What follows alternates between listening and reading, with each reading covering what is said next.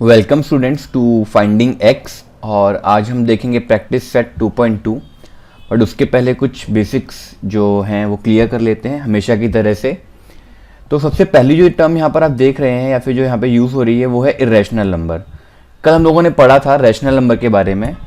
तो irrational number क्या होता है, बहुत ही सिंपल सा इसका फंडा है कि जो नंबर रैशनल नहीं होंगे those are irrational numbers. Okay, और इसके अंदर में एक और जो खास बात होती है, डेसिमल रिप्रेजेंटेशन जो होता है इर्रेशनल नंबर का, वो नॉन टर्मिनेटिंग होता है एंड नॉन रिकरिंग होता है। कल जो था वो क्या था, हम लोगों ने दो वैरायटी देखी थी, non terminating, recurring and terminating. Irrational में हमेशा खास बात क्या होती है कि नॉन टर्मिनेटिंग भी होता है एंड नॉन रिकरिंग भी होता है। एक बहुत ही छोटा सा एग्जांपल दूंगा मैं आप लोगों को यहाँ पर। जैसे मान लीजिए किसी नंबर का रिप्रेजेंटेशन कुछ इस तरह से जा रहा है, 5.14732985673457921। तो ये जो नंबर होते हैं इसमें आप देख रहे हैं कि अपने जो डिजिट हैं एक तो रिकर हो रहे हैं, मतलब नॉन रिकर हो रहे हैं, नॉन टर्मिनेटिंग तो है ही, मतलब ये चलता ही चला जा रहा है। और ये यहाँ पे भी एंड नहीं होगा क्योंकि ये यहाँ पे चलता ही जाएगा इस तरह से। इसके लिए हम लोग डॉट डॉट लगा रहे हैं कि ये नंबर चलता ही चला जाएगा। तो मतलब क्या होगा, एक तो ये नॉन टर्मिनेटिंग हो गया, मतलब ये टर्मिनेट नहीं हो रहा है, मतलब खत्म नहीं हो रहा है।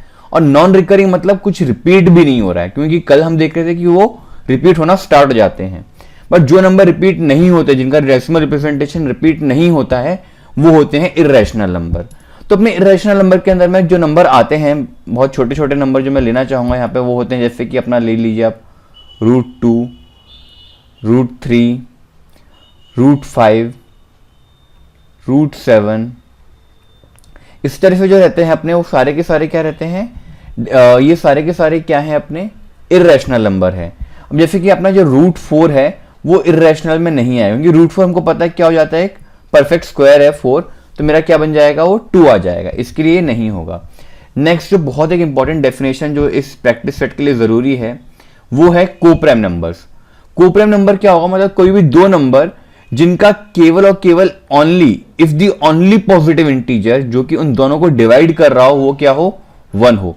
मैं आपको एक छोटा सा एग्जांपल दे देता हूं, आपका बेसिक और क्लियर हो जाएगा। जैसे कि मान लीजिए एक सेट मैं लेता हूं यहाँ पे 2,3 और दूसरा मैं ले लेता हूं यहाँ पे 2,4। तो आपको पता है 2 की टेबल में, इसको मैं बहुत सिंपल वर्ड्स में कन्वर्ट कर रहा हूं, तो 2 की टेबल में दोनों के दोनों आते हैं, 2 भी आता है 4 भी आता है। तो ये दोनों जो है मेरे 2 और 4 ये मेरे को प्राइम नहीं होंगे। बट 2 और 3 जो है इन दोनों का कॉमन एक ही टेबल में आते हैं, दैट इज 1। तो 1 के अलावा कोई और टेबल में ये दोनों नहीं आते। आप इसको इस तरह से भी समझ सकते हैं। तो ये दोनों के दोनों जो है मेरे क्या हो जाएंगे, को प्राइम हो जाएंगे। ठीक है, तो आई होप आपको ये समझ में आ गया होगा। अब हम स्टार्ट करेंगे अपना प्रैक्टिस सेट 2.2।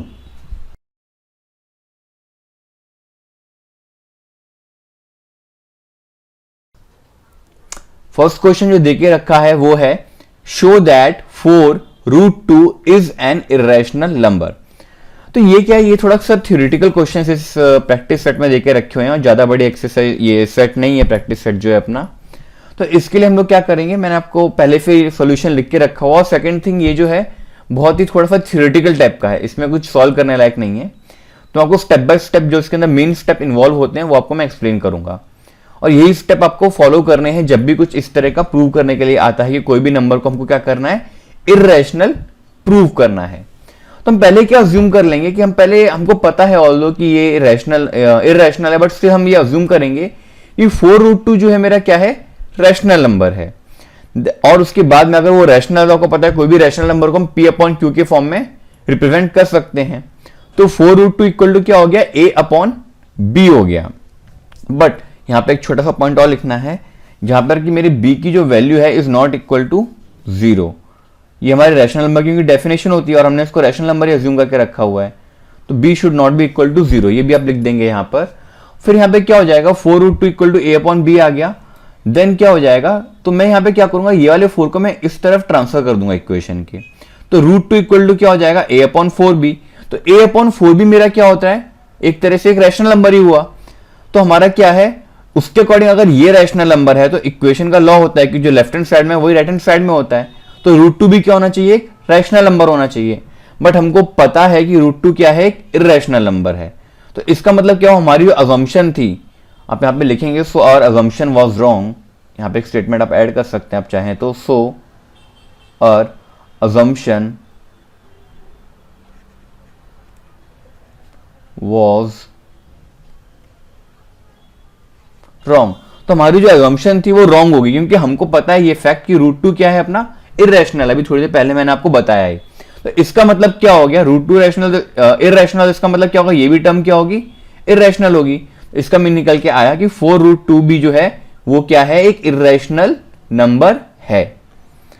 और अपना सेकंड क्वेश्चन जो देके रखा हुआ है वो भी बहुत सिमिलर है इसी की तरह से, बट स्टिल थोड़ा सा डिफरेंस है, इसके लिए मैं आपको एक्सप्लेन कर देता हूं। यहां पर इसमें हमको ये प्रूव करना है कि 3 + √5 इज एन इर्रेशनल नंबर। वही सेम स्टेप हम लोग फॉलो करेंगे। हम लोग अज्यूम करेंगे सबसे पहले कि ये एक रैशनल नंबर है, और फिर इसको हम इक्वल टू, क्योंकि रैशनल नंबर तो हम इसको इक्वल टू लिख सकते हैं a/b, क्योंकि हमको पता है कोई भी रैशनल नंबर को p/q के फॉर्म में रिप्रेजेंट किया जा सकता है।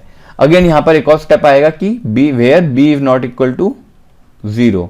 ये आप लिखें नहीं लिखें चल जाता है, बट लिख देंगे थोड़ा बेटर रहता है।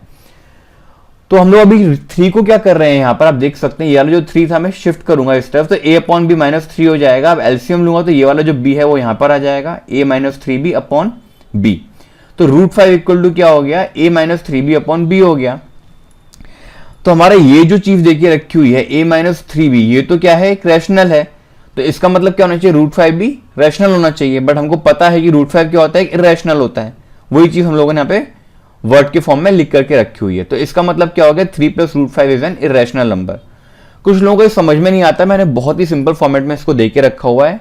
मैं आपको सजेस्ट करूंगा कि इसी फॉर्मेट को यूज करें, और ये बहुत ही ईजी है, इसमें कुछ डरने लायक नहीं है, कुछ घबराने लायक नहीं है।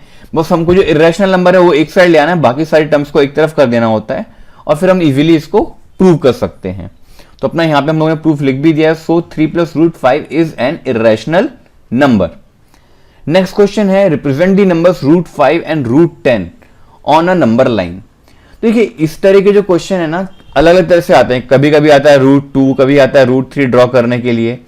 तो मैं आपको एक सिंपल सी ट्रिक बताऊंगा जो मुझे बहुत यूजफुल लगती है, और मैं अपने बाकी स्टूडेंट्स को भी बताता हूं। वो ट्रिक कुछ इस तरह से है कि सपोज कीजिए आपको यहाँ पे 5 जो है, 5 का पहले हम ड्रॉ करेंगे, बाद में 10 का। मैं आपको 10 की केवल हिंट दूंगा, वो आप खुद से एक बार ट्राई कीजिएगा। फिर पहले आपको 5 का बताता हूं। तो 5 को ना आपको इस तरह से सोचना होगा यहाँ पर कि उसके जो है मतलब परफेक्ट स्क्वायर ही बने। जैसे मान लिया यहाँ पे 5 है, तो 5 को आप किस तरह से लिखेंगे कि √5 का स्क्वायर आएगा। तो 2 नंबर ऐसे लेने हैं, 2 नंबर का सम ऐसे लेना है कि वो क्या हो जाए, वो परफेक्ट स्क्वायर हो। जैसे एक हो गया 2 और एक हो गया 1। तो अगर हम इनका स्क्वायर करते हैं तो हमें क्या मिल रहा है, 5 मिल रहा है। और मैं ऐसा क्यों कर रहा हूं, आई गेस अभी तक आप समझ चुके होंगे, क्योंकि यहां पे मुझे √5 का स्क्वायर करना है। और ये जो हम यूज कर रहे हैं, कौन सी थ्योरम यूज कर रहे हैं, पाइथागोरस थ्योरम। ये जो मैंने थ्योरम यहाँ पे यूज की है, ये पाइथागोरस थ्योरम आप लोगों को काफी टाइम से यूज कर रहे होंगे, तो वही मैं यहाँ पर यूज कर रहा हूं। तो ये हो जाएगी मेरी पाइथागोरस थ्योरम का मैंने यूज किया। आपको पता लग गया कि √5 स्क्वायर इक्वल टू क्या हो गया, 2 स्क्वायर + 1 स्क्वायर होता है। तो मतलब √5 को अगर मुझे रिप्रेजेंट करना हो तो मैं कैसे लिखूंगा, √5 इक्वल टू मतलब क्या हो जाएगा, स्क्वायर रूट ऑफ 2 स्क्वायर होता है 4 आ जाएगा, 1 स्क्वायर इज 1। तो ये वही बात आ गई। मतलब आपको बस मैं प्रूव करने के लिए कर रहा हूं ये चीज। अगर आपके स्कूल में सजेस्ट किया जाता है कि आपको सारे स्टेप लिखने हैं तो आपको स्टेप लिख सकते हैं, अगर नहीं बोलते हैं तो मत लिखिए, दैट डिपेंड्स। और कितने मार्क का क्वेश्चन आ रहा है वो भी बहुत इंपॉर्टेंट होता है यहाँ पर, उसके बेस पर हम लोग स्टेप लिखते हैं या फिर अवॉइड करते हैं स्टेप लिखना। तो मैं आपको ड्रॉ करने का जो स्टेप है वो दिखा देता हूं मैं एक बार, कि ड्रॉ कैसे करेंगे हम लोग। यहाँ पर सबसे पहले हम लोग क्या करेंगे, एक लाइन सेगमेंट ड्रॉ करेंगे। एक लाइन हम लोग यहाँ पे ड्रॉ कर देंगे कुछ इस तरह से।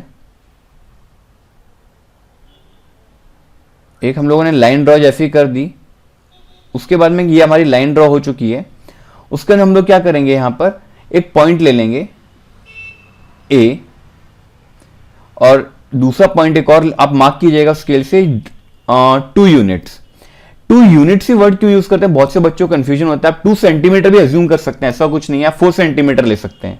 अगर आप मान लीजिए 2 सेंटीमीटर ले रहे हैं तो इसका मीनिंग हो गया कि आपकी 1 यूनिट जो है वो इक्वल टू है 1 सेंटीमीटर। अगर आप मान लीजिए 2 सेंटीमीटर 1 यूनिट ले रहे हैं तो आपकी 1 यूनिट मतलब हो गई 1 सेंटीमीटर। थोड़ा सा कंफ्यूजन हो रहा है, मैं आपको और क्लियर करता हूँ। आपने वैसे अज्यूम कर लिया यहाँ पर आपकी 4 सेंटीमीटर इक्वल टू है 1 यूनिट, तो आपकी जो 2 यूनिट हो जाएंगी यहाँ पर 2 सेंटीमीटर अगर 1 यूनिट है तो आपके कितने सेंटीमीटर हो जाएंगे? 2 यूनिट हो जाएगी आपकी, मतलब कितना हो जाएगा? 4 सेंटीमीटर। अगर 4 सेंटीमीटर की आप 1 यूनिट लेते हैं तो कितना हो जाएगा आपका? 2 यूनिट कितना हो जाएगा फिर आपका? 8 सेंटीमीटर। तो ये आपके ऊपर डिपेंड करता है, आप उसको एक कोई भी पॉइंट अज्यूम कर लेते हैं हम लोग इस नंबर लाइन पर। यहाँ पे मैंने वाला पॉइंट ओ अज्यूम कर लिया, और ओ पॉइंट से लेकर के मैं 2 यूनिट ले लूंगा। यहाँ पर मैं ये कंप्यूटर में बता रहा हूँ इसलिए आपको एकदम एक्यूरेट डायग्राम नहीं मिलेगा, बट आपको स्टेप्स सारे समझ में आ जाएंगे।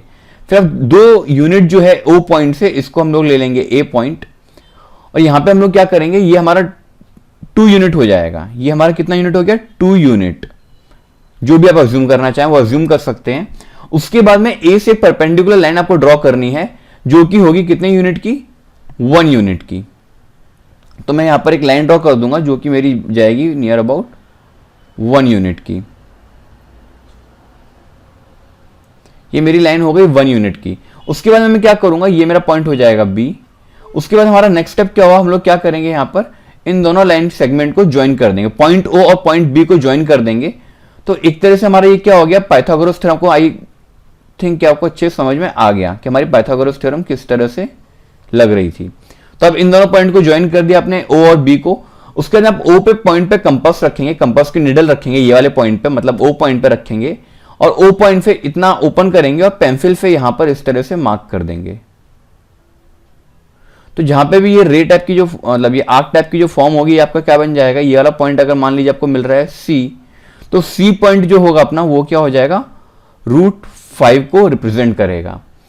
तो आपको अब क्लियर हो गया कि √5 को कैसे ड्रॉ करना है। सिमिलर वे में मैं आपको थोड़ा सा हिंट दे देता हूं कि हम लोग नंबर्स को कैसे अज्यूम करेंगे अगर मुझे √10 रिप्रेजेंट करना है।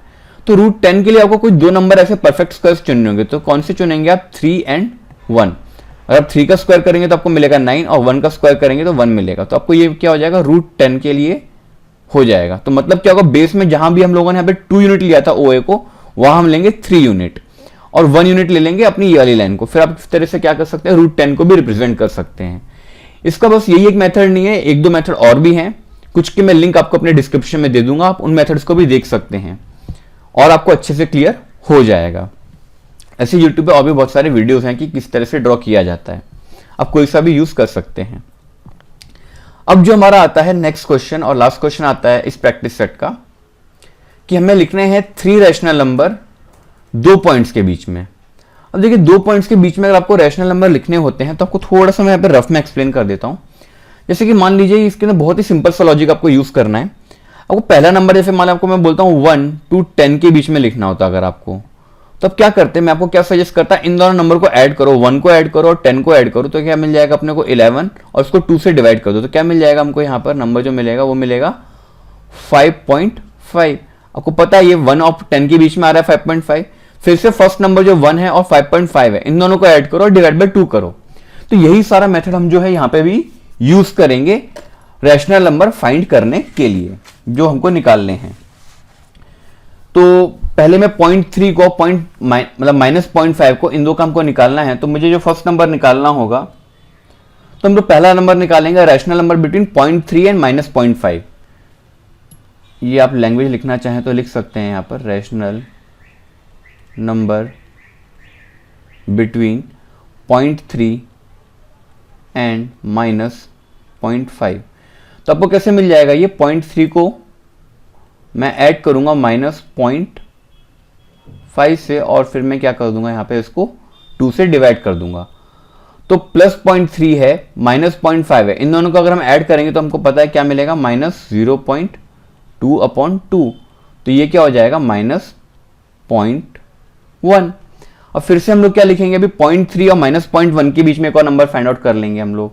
A rational number between 0.3 and -0.1, 0.3 and -0.1। तो ये क्या हो जाएगा हमारा, 0.3 मैं यहाँ पे लिखूंगा, 0.3 प्लस -0.1/2।